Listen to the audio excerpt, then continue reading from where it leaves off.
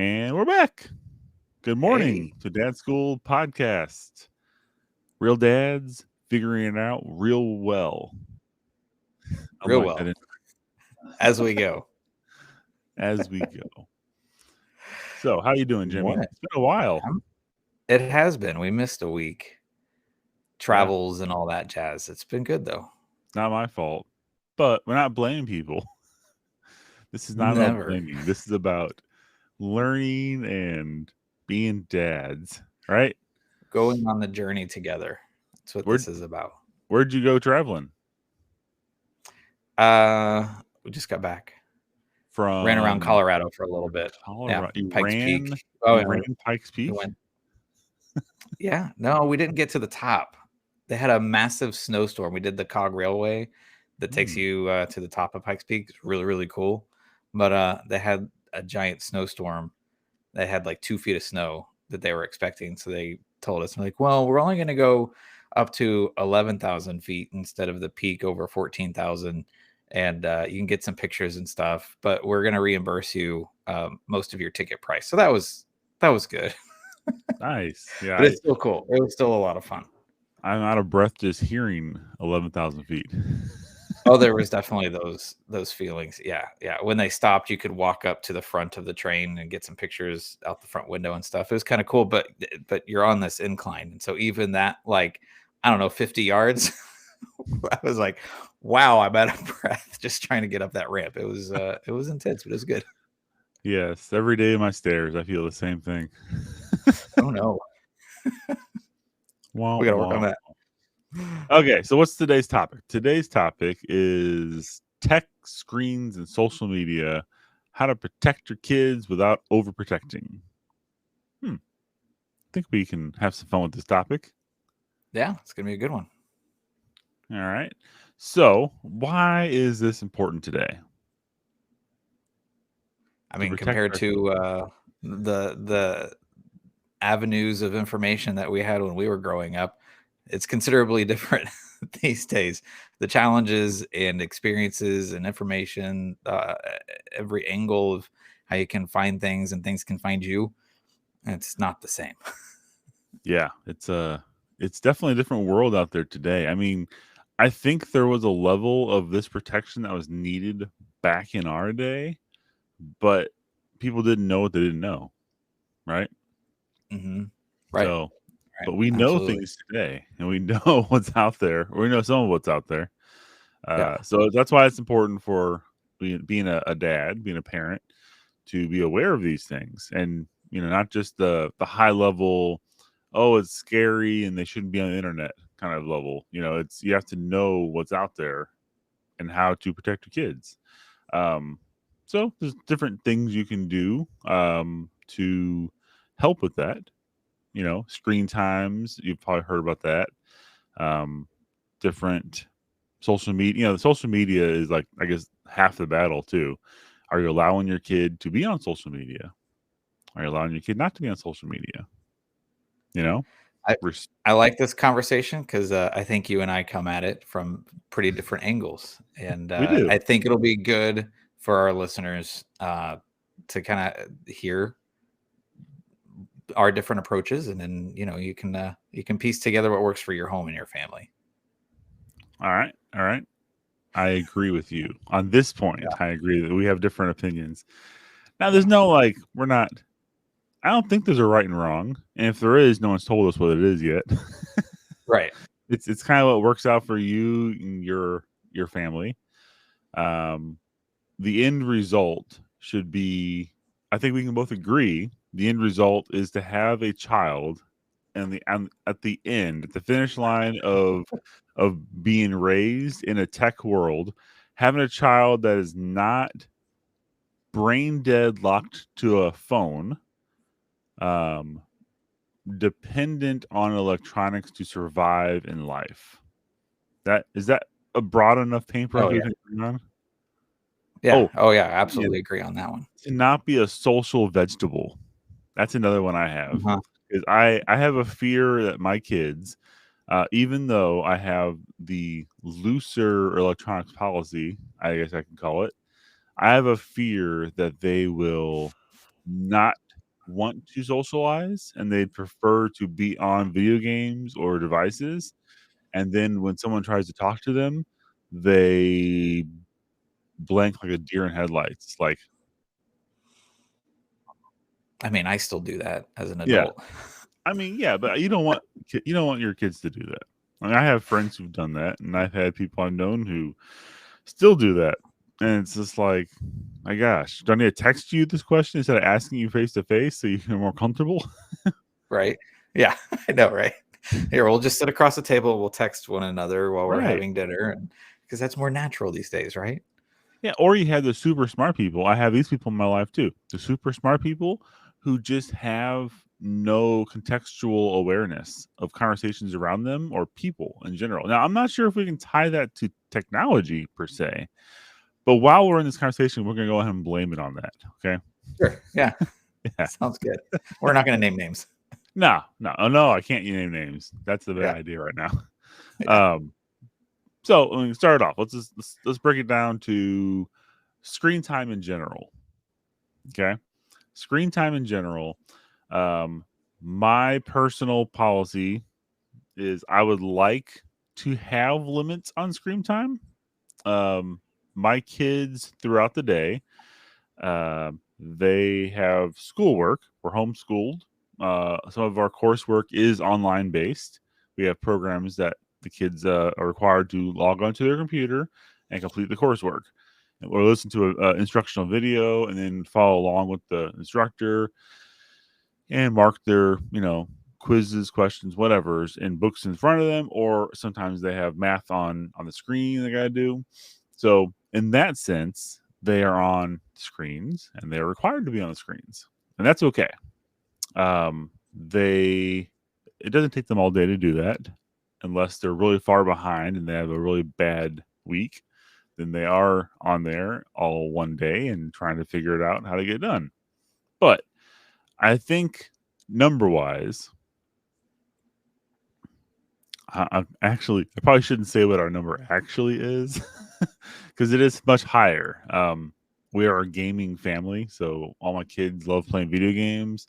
We enjoy getting on games together. And that's another topic we'll talk about in a second here.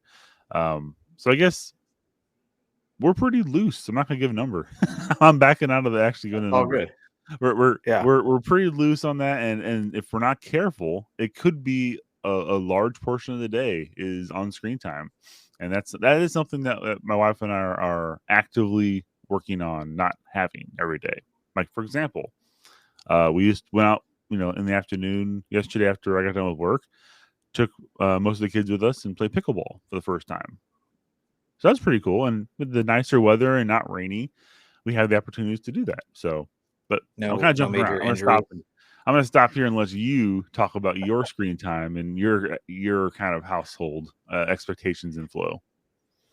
I think kind of two things that sets the frame for our family. One, I'm that crotchety old guy that still doesn't have social media. I have a Facebook page. The only thing that's on it is a picture of me. There's not a single post. I have no friends. It's not because I haven't had invites. I'm not social media. I only turned that on like a year ago. I'm going to stop you there. I think I am your friend on there, aren't I? Because you requested me.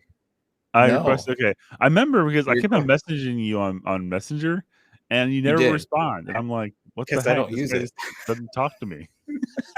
I never got around to it. I'm that stubborn old guy that when everyone was saying you have to do it. Now it's at this point in my life, I'm like, I don't know. It never appealed to me. I'm have conversations and phone calls in person. If you want to know my status, you can text me, you can call me.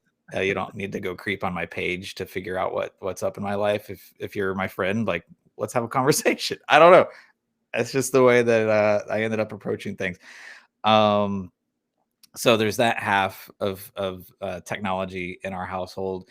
And then just in all transparency as well, with my wife being a therapist, and she's been doing that for several years. She's done a great job. She does couples and families, and she's done a good handful of sessions with kids as well. She's in the business of helping people pick up the pieces when their life falls apart. And all too often, technology plays a role in the marriage, in what's going on with their kids. She sees kind of the dark side of that a lot. So maybe we've swung the pendulum really far the other direction. But it's absolutely an active conversation that we have all the time of how are we going to engage in this? How are we going to make sure our kids are going to be set up and successful and able to navigate the future world? Because the future world is getting more and more interesting, technology wise, and we want our kids to be able to navigate that.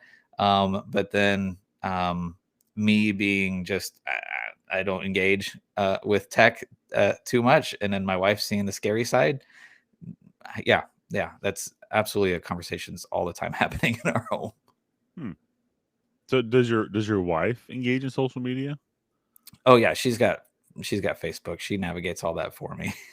if we're needing to find something, hey, can you look that up? But I mean, here's the thing that I find: like, if I need to look at a business's Facebook page, like, I don't have to have Facebook to look at their Facebook page, and I don't creep on old friends or anything. I don't know. I don't.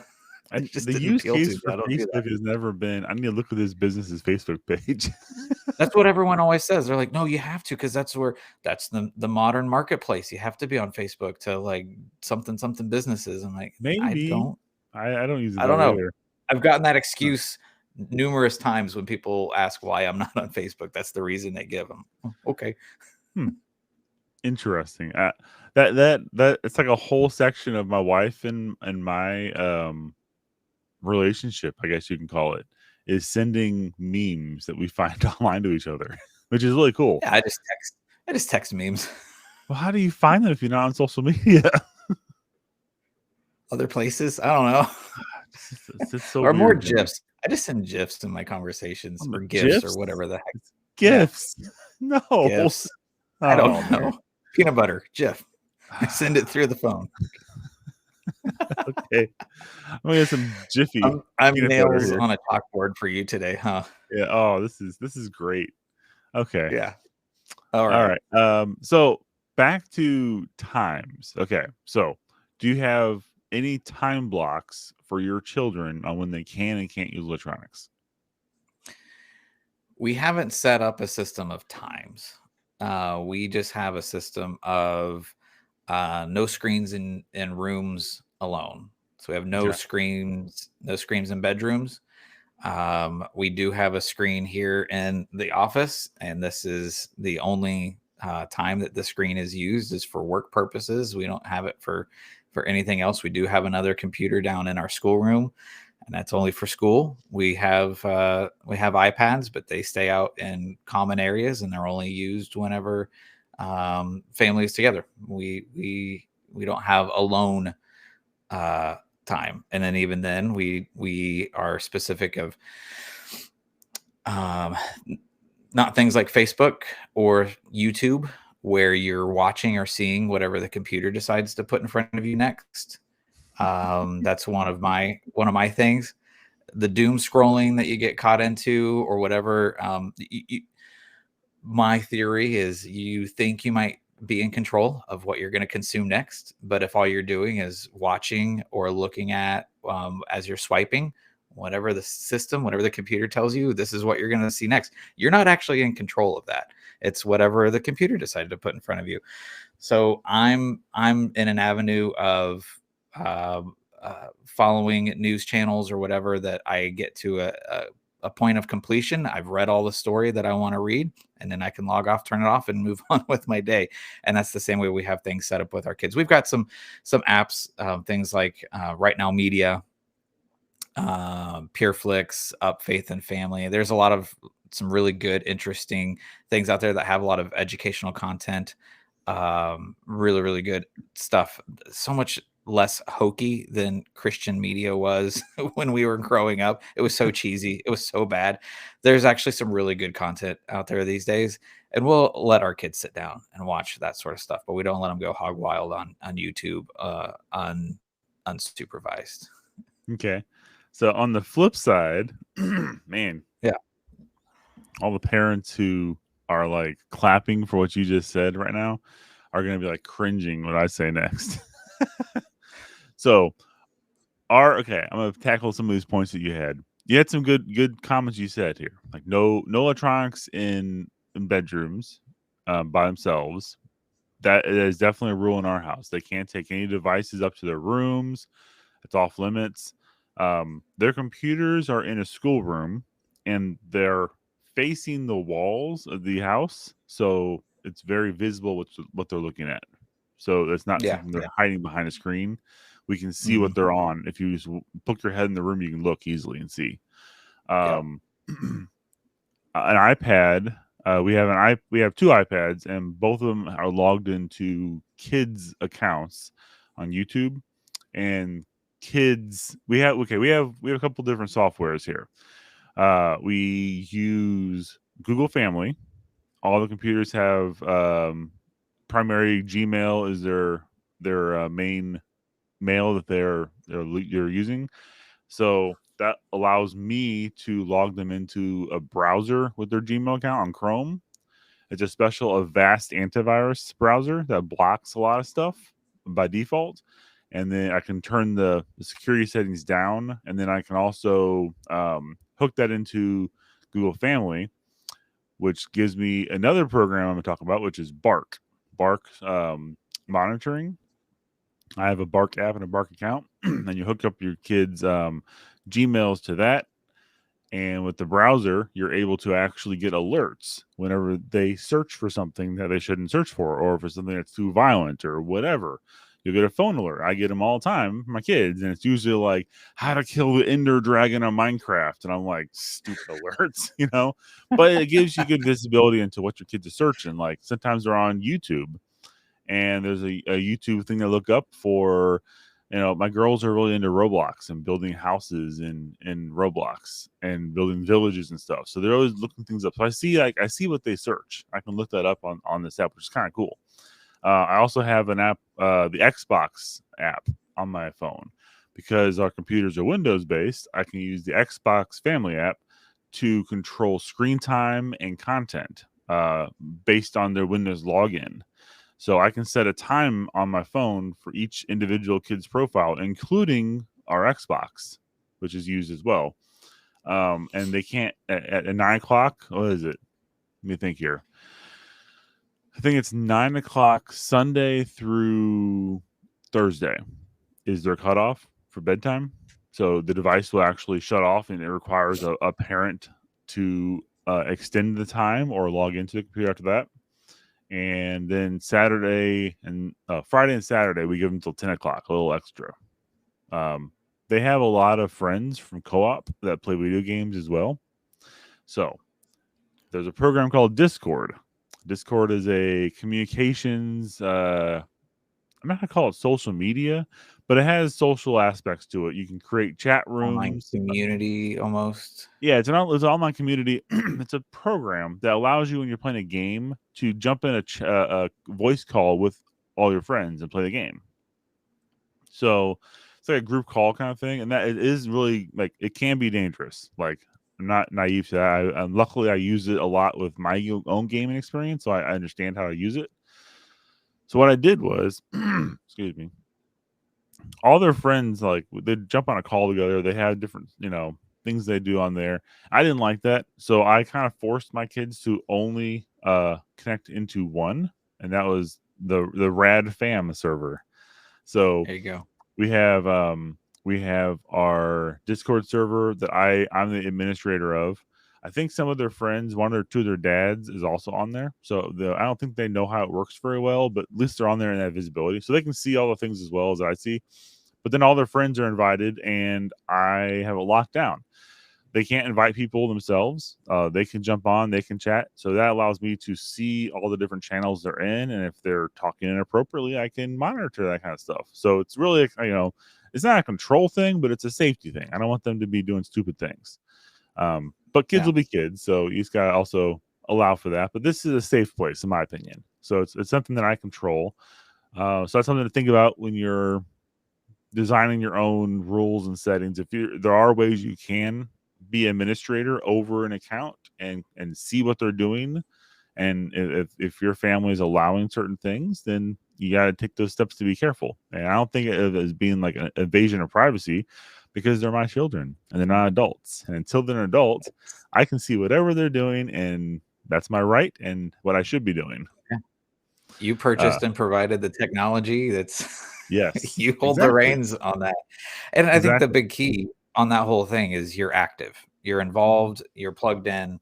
You're not just setting them up with a window into who knows what and just say, okay, go be free, go encounter whoever approaches you randomly online. I mean, I know the odds are small, but if you're in those kinds of communities where any random stranger can find your child, connect with your child, start a conversation with your child, again, I know odds are small. Chances are, oh, it's not going to happen. And there's a lot of families and go, look, my kid came all the way into adulthood and they didn't ever have an encounter like that. And it's easy to brush it off. But the key, I think that's great, is that you are still active, you're involved, you're observing, you're checking in, you're having conversations with your kids. And I think that's great. I think that's absolutely healthy.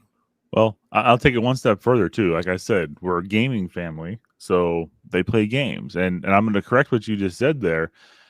It is absolutely imperative, if your kids play games online, that you have any kind of gaming account that they have, you have.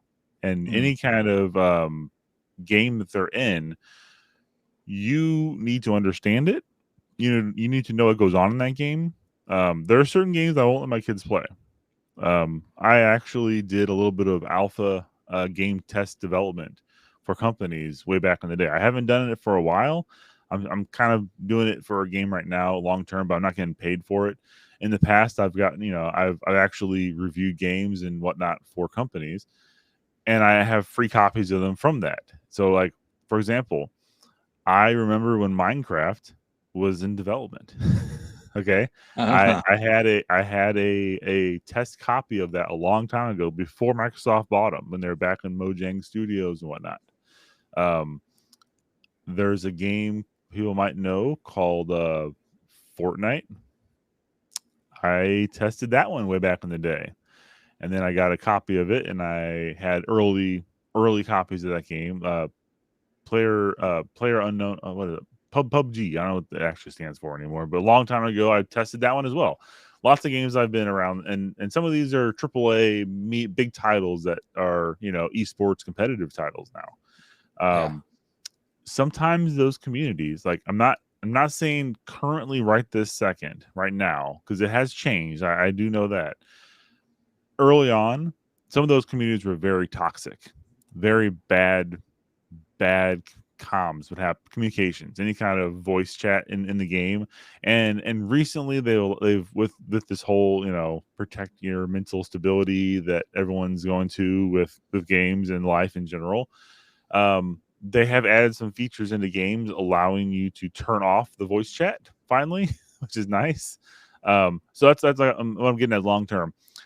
Be involved in the games, know the games. All the games that my kids play, they know the rules of, we can't just have friends. You got to ask dad if we can, invite people or whatnot. And I can see all their friends in the games.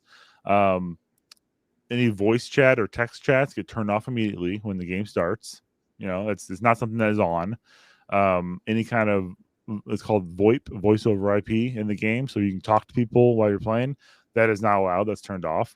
And they're pretty much locked down to only playing with their friends. Like, if it's a certain kind of game that does have internet public access, there are certain ways, if they're allowed to play with that, they can't communicate with people, and I make sure of that. One exception to the whole, we always see what they're doing, which is not really an exception, but it's kind of a scarier leap, and it's hard to navigate as a parent. VR. Our kids have VR systems. They've saved up for them and bought them with their own money on some of them. Some of them we bought for Christmas for them. So we have 4 VR headsets in our house, and the kids love getting on and playing together. It's great, and it is really fun to have some of those games they play, and their friends have some and they play with them as well. How do you navigate that when you can't see what the kid is looking at? Okay, so my answer to that is, like I said before, be involved in their accounts. Like, unfortunately, I'm going to call Meta out here. Meta is terrible with this.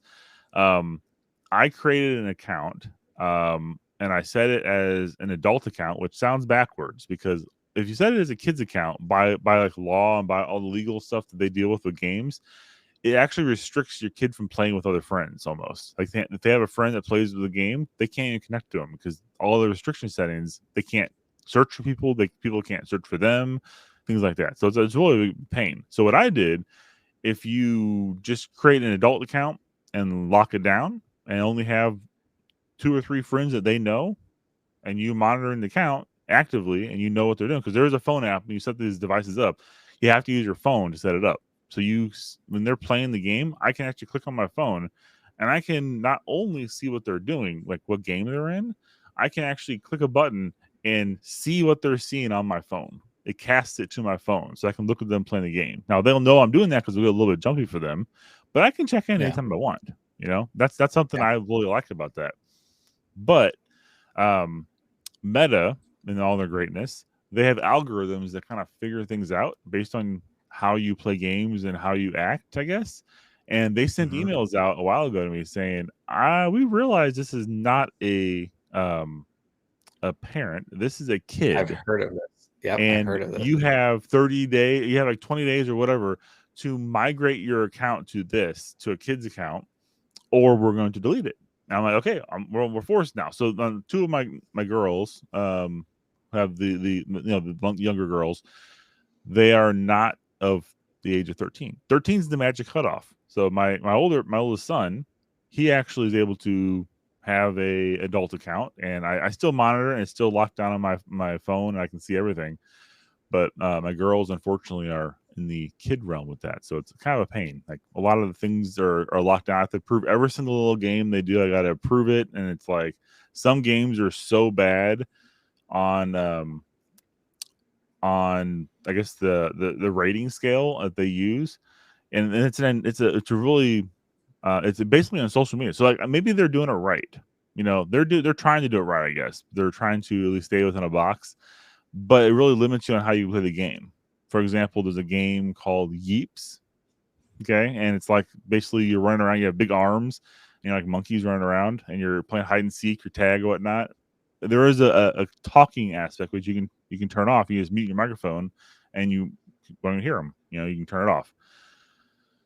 But you have to, have a certain account level to even play that game. So it's a struggle sometimes. But the whole point of this rambling session I'm having here is be in your kids' games and understand what they're doing for their safety and for your understanding. If you're just saying, "Oh, my kids are playing games and it's fine," they're responsible.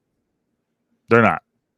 They're not responsible. I have tons, just from what I do, I have tons of invites all the time on their accounts that I'll log in and just deny, block, because some game industry accounts like EA Online, Xbox, even Xbox. My 6-year-old has a 6-year-old profile, and everything's hidden, everything's blocked, and everything is locked down for him for sure on Xbox.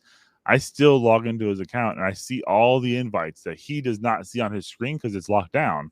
But there's like 50 or 60 people. Want to be my friend? Want to be my friend? And it's not, as far as I can tell, predatory, because he just plays. He plays either Roblox or he plays Rocket League like crazy. He's good at Rocket League. But in there, you play a game with somebody and you find a good player. You'll hit their little icon and say "be friend." It's harmless enough, but it's not what I want my kid to be doing either. So he doesn't need a bunch of online friends. So I delete them. block.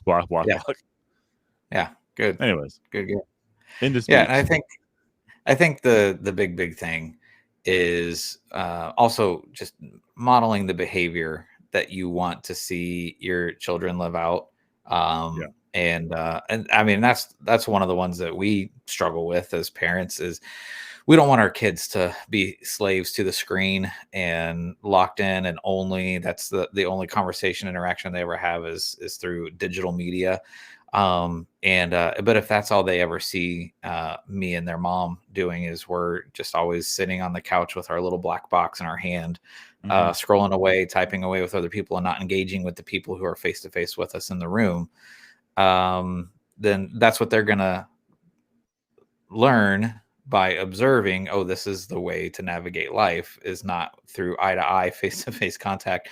And so we have to make sure that we're reminding ourselves, like, hey, let's make sure we're staying engaged with our kids. Let's keep those relationships strong, foster that connection, and that'll hopefully set them up for success down the road. It was great getting to go on this trip. It was a short trip to Colorado. Like I didn't listen to a single podcast. I didn't watch any videos on anything. Not because honestly, I wish I could say it's because I chose to like do a digital fast or something. We were just go like the whole time. And then I was driving. And when you're driving, you can't like watch or scroll or anything. You can't do any of that. You guys drove there, right? Yeah, we drove. So that's what, 2 days? No, we did it all in one day. I mean, one day to drive there and one day to drive back. Okay. And so, but in the car, what did you guys listen to anything in the car? Just music or nothing? Yeah, music. We bring bags full of books, coloring books, activities, and then eventually while you're driving. We do have an iPad that then eventually the girls will get out an iPad and they'll watch stuff. But it's not a whole lot. Actually. Okay. And specifically for this trip, we told them we're in the mountains. You haven't seen the mountains, like no books, nothing. Just enjoy the view. And we talked. Like it was great. Nice. Yeah. We have a trip coming up. We have a trip in a week. We're going with you, teaching diligently. That'd be fun. Yeah. Going to Branson for a week. But we're trying as a family to come up with some kind of fall trip. We're still trying to figure out where to go. Wife is trying to maybe plan out a race, and it blows my mind. Like she's just like, I think I'll run, a marathon. It's like, yeah, you do that but we did a lot of running. Like she, not me. She did a lot of running last year. Like three or four or whatever races. That's a lot. Training up for those and traveling. So this year we've been pretty relaxed so far. But I think I personally like to take a trip sometime this fall. Trying to figure out where still. I would love to go Grand Canyon, but that's just my personal pick. Would be cool. Yeah, that's a bucket list item right there. Yeah, but I think if you get into the fall, I'm not sure what the mountains do with snow. And I've drove. I've been over. They get it. Yeah, I've gone over those mountains at least three times. 3 times, 3 different roads actually, 3 different highway passes over there, and every single one of those is scary at some point. And every single one of those, I don't want to encounter in any way, shape, or form of snow. Yeah, well, I mean, we lived in Colorado almost 13 years, and the thing that we learned for that state, at least, is in the winter time they rely a lot on winter tourism for a big piece of their their tourism income, and everything is a big piece of what goes on in that state. So they take good care of the roads. Now, if it's a massive storm as it's coming in, you don't want to be on the roads, but they clear them out pretty quick. So interesting. Yeah. Snow happens, but they try to deal with it as fast as they can. Yeah, I mean, I'm born and raised Midwestern, so we get snow too. It's just not like Colorado does. We get the ice, man. The ice is bad. And those twisters. Yeah, those are fun. All right. So I think for now we've beaten this horse. Takeaways, Jimmy. I think let's recap. Takeaways. If you would like more pointers from my point of view, don't hit me up online because I won't see it. You can drop a comment and we'll absolutely engage with you there. But yeah, if you want to call or text me, if you're one of the lucky few that have my number, absolutely, I'll have a conversation with you. I mean, you're borderline Luddite, Jimmy. Honestly, close. Borderline. It's like a Luddite that got handed a phone. He was like, "This is pretty cool." Yeah. No, I absolutely, I use technology every day. Even in my work, like I use it all the time. It's the interactions with strangers part. It's the strangers that I'm cautious about. Yeah, I can see that. And that is the hard part. Like you said, Modeling. Go back to that for 1 second, I guess. Sure. It's really hard for me to say, don't use computers or don't use screen time, right? And then I go to work as a software engineer. With 6 screens in front of you. Yeah, I have monitors for days in this room. And I'm like, kids, don't use computers too much. You don't want to be like, Dad, do you? And they're like, yeah, we do. This is awesome. And then their mom, my wife, she runs some blogs and she has her own YouTube channel and she's very successful with that. And they see that and we have times where we have to stop talking and let her record something. So I mean, it's like our family is very tech mess that word savvy. Tech. Our family is very tech savvy, technologically driven. You know, we have a lot of things that we do technology wise. So it's hard, but there's a way to balance that, I feel. And that's what you have to do as parents. You have to, like you said, watch out for contact with outside world. You know, that's like the main points you should be focusing on protecting your kids from, because once they go past that screen, you don't know who's on the other side. It could be 9-year-old Sally who you think is talking to your kid, or it could be 90-year-old Jeff who should not be around kids at all. Okay? And I think, you know, I was saying earlier, my wife being a therapist, it's those kinds of stories are the ones that end up in her office, are the ones that the parents didn't take the due diligence and the time that you have to dig in, to know what's going on. For me, if it was, because I don't understand technology, like I'm not super great at it, but if my kids pressured me into, hey, all of my friends do this, buy me the thing, okay, I'll buy, and this is the story that happens in so many homes across the country. Okay, I'll buy you the thing, create your account, okay, go in, and then the parents are completely hands off and no idea what's going on, and that's where I think a lot of danger creeps in.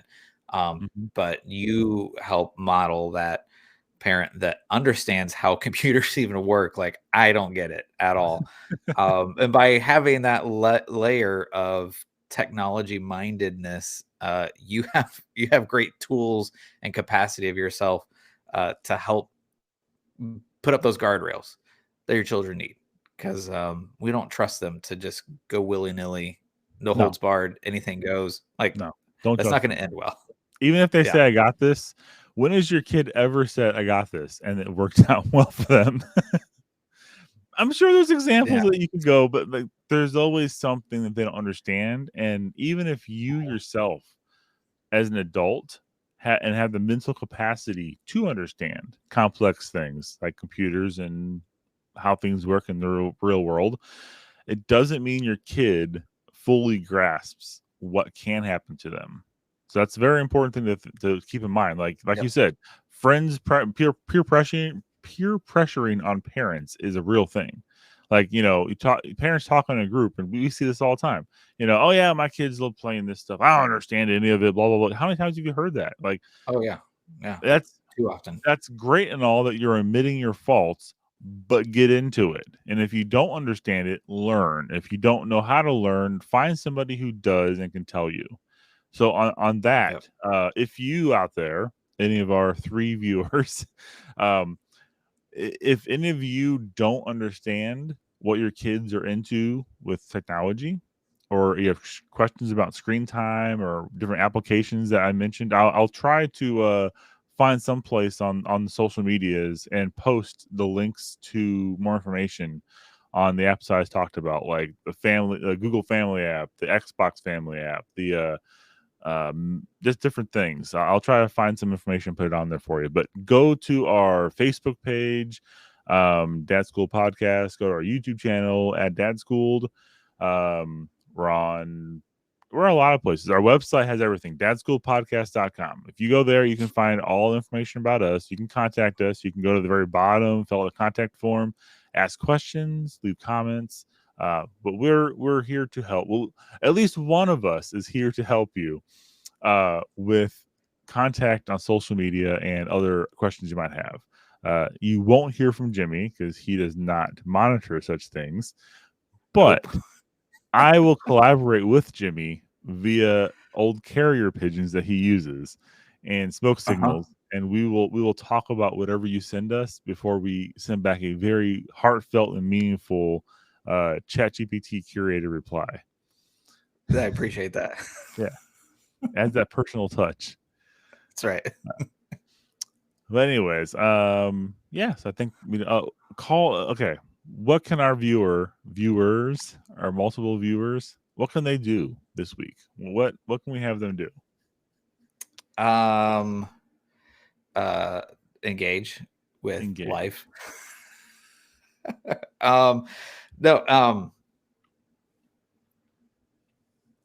Yeah, just let us know how things are going in your own life. You got anything going on with technology, any hiccups or just dad fails, dad wins? Let us know. We'd love to hear about it. Yeah, we love hearing about your failures. To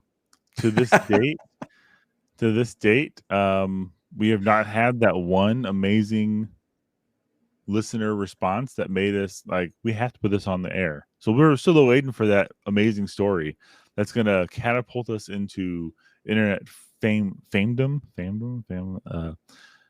internet greatness. Yes. And obviously we have run out of amazing things to say on this podcast for this episode. So yeah, I'd like to thank all of our massive amount of listeners out there today. And please stay tuned for our next episode where we're going to talk about Homeschool Dad Rants. Funny rants about homeschool pet peeves. This one could be dangerous for us as homeschool dads, especially me. But we're going to do it anyways because it'll be fun. It's going to be good. So that's another question. Are we going to have an episode next week? Before we because we've got the conference and travel and all of that. I'm leaving Wednesday, so we may or may not have one before we leave. We'll see. Yeah. Everyone just watch and wait. Stay tuned. It'll be an adventure. And we might pop on for a quick hello during the conference. We'll just, I know this whole episode we're saying, watch the screen time, but definitely the next week watch the screen time and watch for us on social media. Watch for updates. Yes. All right. Well, thanks for joining us. And see you. Take care. See you next time.